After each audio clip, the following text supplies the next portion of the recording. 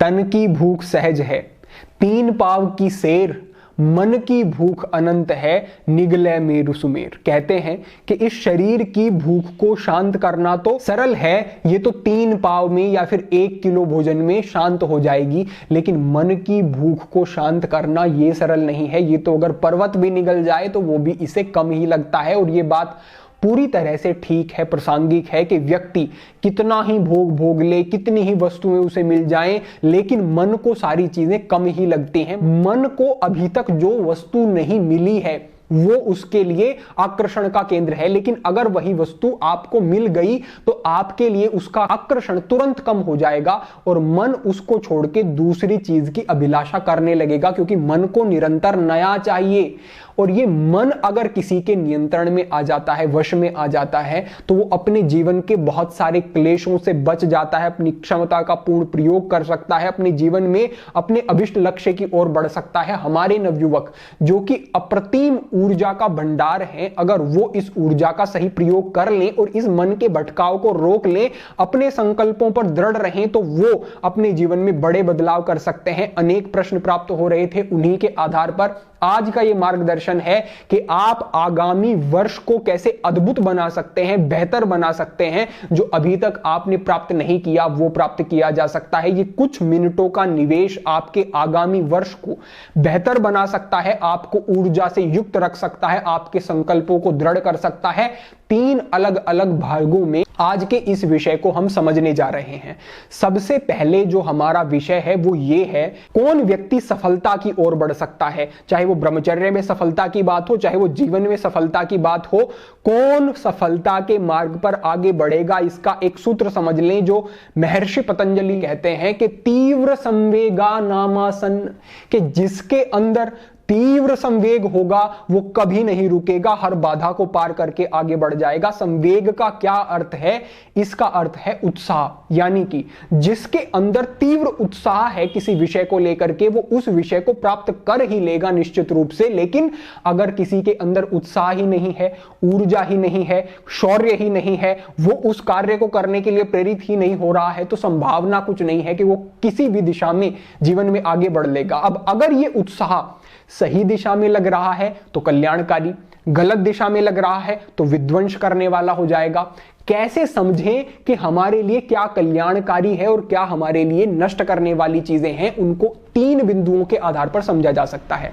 सबसे पहले, जो जीवन का विषय आपको सुरक्षा दे, जो जीवन का विषय आपको लाभ दे और जो आपको सुख दे, समझो उस दिशा में कार्य करना आपके लिए ठीक होगा। अब कोई एक उदाहरण पकड़ लें, जैसे कि कोई व्यक्ति है जो कि भोग में संलग्न है, ब्रह्मचर्य में वो स्थित नहीं हो पा रहा है, तो जो ब्रह्मचर्य का नाश कर रहा है, क्या उसे उससे सुरक्षा मिल रही है? आप कहेंगे बिल्कुल नहीं, वो तो छिपते छिपाते कर रहा है, सुरक्षा बिल्कुल नहीं। तो क्या उसे लाभ मिल रहा है? लाभ तो कुछ नहीं, मानसिक हानि, शारीरिक हानि और 4 प्रकार के दुख उपजते हैं जो कि उसे एकाग्र नहीं रहने देते। वो पढ़ने बैठेगा, मन में वही ख्याल चलेंगे, वो दुखी होगा, असफल होगा जीवन में। तो इसमें लाभ तो कुछ भी नहीं है। क्या इसमें सुख दिखाई देता है?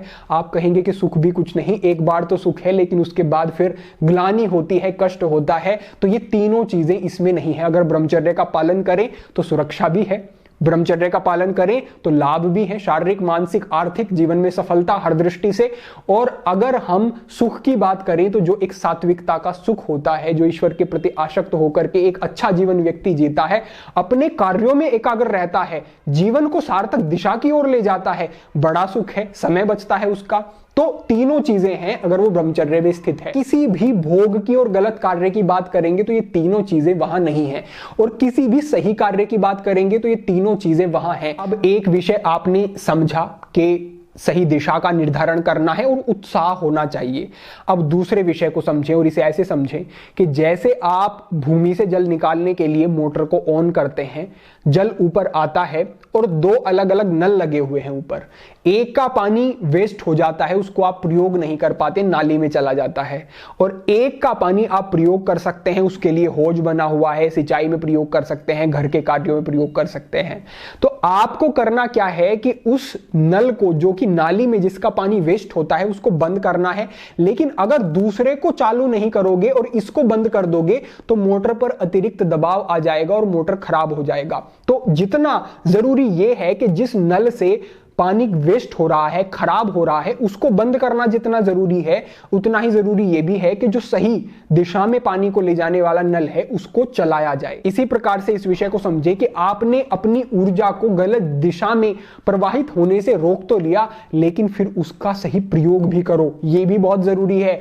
और इसके लिए हम आपको कहते हैं कि आगामी वर्ष में आपको एक स्किल पर कार्य करना है, यानी कि कोई भी एक ऐसी स्किल, कोई भी एक ऐसा कार्य जो आपको अच्छा लगता है, जिसमें आपको लगता है कि आप इसमें कुछ बेहतर कर सकते हैं और आपको अच्छा अनुभव होता है उस कार्य को करके, वो कार्य करना शुरू करना है। वो आपकी पढ़ाई भी हो सकती है, आपकी पढ़ाई के साथ साथ वो कोई स्पोर्ट भी हो सकता है, कोई कलाकारी भी हो सकती है, वो कोई गायन की कला भी हो सकती है, कोई भी एक ऐसा कार्य हो सकता है, कोई स्किल हो सकती है जो कल आपको अर्थ की व्यवस्था भी आपके लिए करे, आपकी ऊर्जा को सही दिशा भी दे और वो आपको विशेष बनाए, दूसरों से बेहतर बनाए, आपके सामान्य चलते हुए जीवन में एक उमंग को जो भर दे। हर एक व्यक्ति के पास ऐसा करने की एक कला, एक अवसर जरूर होता है। बात यह है कि क्या व्यक्ति इस विषय में सजग है और क्या इसे पहचान पाता है।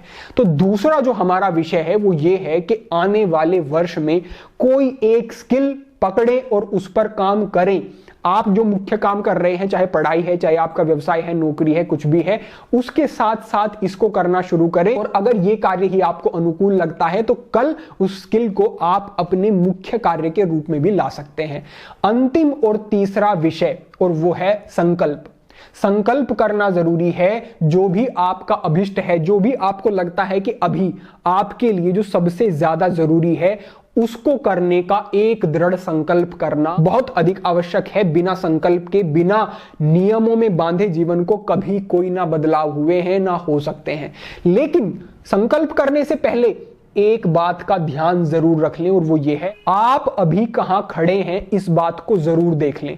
हम हर वर्ष के शुरुआत में एक वीडियो आपके साथ साझा करते हैं जिसमें कि हम कुछ संकेत करते हैं, मार्ग बताते हैं, और वहां पर बहुत सारे कमेंट के माध्यम से हमारे बंधु कहते हैं कि मेरा ये लक्ष्य है, मेरा अमुक मैं मार्ग में चलना चाहता हूं, और वो कुछ ही दिन बाद कहते हैं कि मैं नहीं चल पाया। क्यों नहीं चल पाए? क्योंकि सही प्रकार से उन्होंने मूल्यांकन किए बिना, सोच विचार किए बिना, जल्दबाजी में वो निर्णय ले लिया, लिख दिया मात्र वहां पर। तो जरूरी क्या है कि आप आत्म मूल्यांकन करेंगे। ऐसा समझें कि अगर आप आज अपने माता पिता से जाकर के कहते हैं कि मैं कुछ नया कार्य शुरू करने वाला हूं और उसमें निवेश होगा केवल 10,000 रुपए का, और अगले ही महीने से मैं उस कार्य से 1 करोड़ रुपए कमाना शुरू कर दूंगा, तो क्या कोई आपकी इस बात पर विश्वास करेगा? क्या यह बात आपके लिए भी ठीक होगी? बिल्कुल ठीक नहीं होगी। लेकिन क्या ऐसे बहुत सारे लोग नहीं हैं जो कि महीने का 1 करोड़ रुपए से भी अधिक कमा रहे हैं? अनेक लोग ऐसे हैं। तो आप भी कमा तो सकते हैं, लेकिन पहले एक प्रोसेस है, एक विधि है, उसको आपको फॉलो करना होगा, उस मार्ग पर बढ़ना होगा। तब अगर आप कहेंगे कि हाँ मैं इतना कर सकता हूं, तो आपके परिजन भी, आपके घर वाले भी, आपके आसपास के लोग भी कहेंगे कि हाँ ये कर लेगा, क्योंकि आपने अपने आप को अब उसके योग्य बना लिया है। तो आपको समझना होगा कि अभी आपकी योग्यताएं क्या हैं, उसके अनुसार ही जब आप कोई निर्णय लेते हैं, कोई संकल्प करते हैं, तो वो प्रासंगिक संकल्प होता है, सही होता है। अगर वो यूं ही हवा में आपने ले लिया तो उसका कोई लाभ नहीं, बल्कि वो आपको हीन ही अनुभव कराएगा, क्योंकि संकल्प लिया और पूरा हुआ नहीं तो कल आपको उससे बुरा ही अनुभव होने वाला है। तो संकल्प करने से पहले आपको अपने ऊपर ध्यान देना होगा कि क्या मैं इस योग्य हूं, क्या मैंने इस दिशा में कार्य किया है, क्या यह संकल्प मैं निभा सकता हूं। ऐसा विचार करके जो संकल्प किया जाएगा वो दृढ़ रहेगा, वो आपको सही दिशा दे सकेगा। एक तो अगर आप इन 3 चीजों की तरफ ध्यान देते हैं और इनकी तरफ ध्यान देकर के आत्म मूल्यांकन करके सही विधि से जीवन में आगे बढ़ने के लिए प्रेरित होते हैं और विचार करके कोई संकल्प करते हैं, वो सब प्राप्त कर सकते हैं जो कि प्राप्त करने का आप अब तक जीवन में हिम्मत नहीं जुटा पाए। तो अच्छा एक संकल्प करें, कमेंट के माध्यम से साझा करें, सार्वजनिक रूप से कहने पर आप उस संकल्प के प्रति उत्तरदायित्व तो अपना एक अनुभव करेंगे। साथ ही साथ उस संकल्प को लिख लें, कहीं पर लगा लें, हर महीने पर उसको देखें और यह भी मूल्यांकन करें कि जो आपने संकल्प किया था, क्या आप उस तरीके से, उस गति से कार्य कर रहे हैं जिस गति से कार्य करके वहां तक पहुंचा जा सकता है। और अगर नहीं तो अपने कार्यों में संशोधन करें, अपने दृष्टिकोण को व्यापक बनाएं, नई चीजें सीखें, ऊर्जा से आगे बढ़े और प्रसन्न रहे जीवन में। आप सभी के लिए हम यही प्रार्थना करते हैं कि आप अपने जीवन में हर एक क्षण को सार्थक बना सकें और उत्साह आनंद के साथ आगे बढ़े। अपेक्षा है आपको ये तीनों विषय ठीक प्रकार से समझ आ गए होंगे और आप इनका प्रयोग करके जीवन में बड़े बदलाव भी लाएंगे। आप सभी के लिए प्रार्थनाएं। आज के लिए इतना ही। भविष्य में अन्य महत्वपूर्ण विषयों पर मार्गदर्शन होता रहेगा। सभी के लिए प्रार्थना, सभी के लिए मंगल कामना। ओम नमः शिवाय।